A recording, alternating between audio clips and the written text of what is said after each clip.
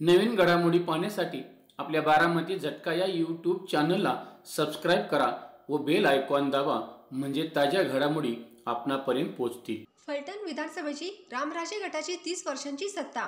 कार्यतत्पर पाणीदार खासदार रणजितसिंह नाईक निंबाळकर यांनी उलथवून लावून सचिन कांबळे पाटील यांना निवडून आणले।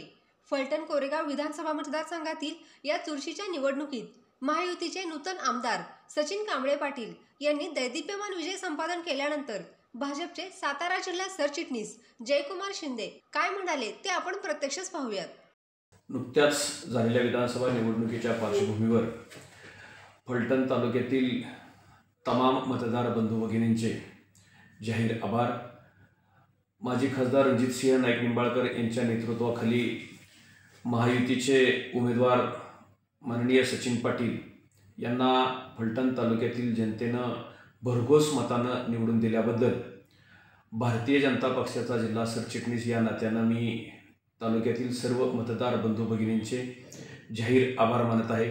या निवडणुकीमध्ये महाराष्ट्राचे मुख्यमंत्री एकनाथजी शिंदेसाहेब, उपमुख्यमंत्री देवेंद्रजी फडणवीस साहेब आणि खास करून राष्ट्रवादी पक्षाचे अध्यक्ष आणि राज्याचे उपमुख्यमंत्री अजितदादा पवार यांच्या नेतृत्वावर विश्वास ठेवून फलटण तालुक्यातील राष्ट्रवादी पक्षाचे उमेदवार सचिन पाटील यांना निवडून देण्यामध्ये माजी खासदार रणजितसिंह नाईक निंबाळकर यांचं मोलाचं मार्गदर्शन, सहकार्य, खंबीर नेतृत्व, तसेच खासदार नितीन काका पाटील, या तालुक्याचे ज्येष्ठ नेते प्रल्हादराव साळुंके पाटील, तसेच राष्ट्रवादी पक्षाचे युवक नेते माननीय शिवरूपराजे खर्डेकर, ॲडव्होकेट नरसिंह निकम, तसेच महायुतीचे शिवसेना असेल, राष्ट्रवादी असेल, भारतीय जनता पक्ष असेल, मित्रपक्ष रयत क्रांती असेल, मित्रपक्षाचे सर्वच पदाधिकारी, नेते यांनी जे बहुमूल्य सहकार्य या निवडणुकीमध्ये आम्हाला केलं त्याबद्दल मी सर्वांचे आभार।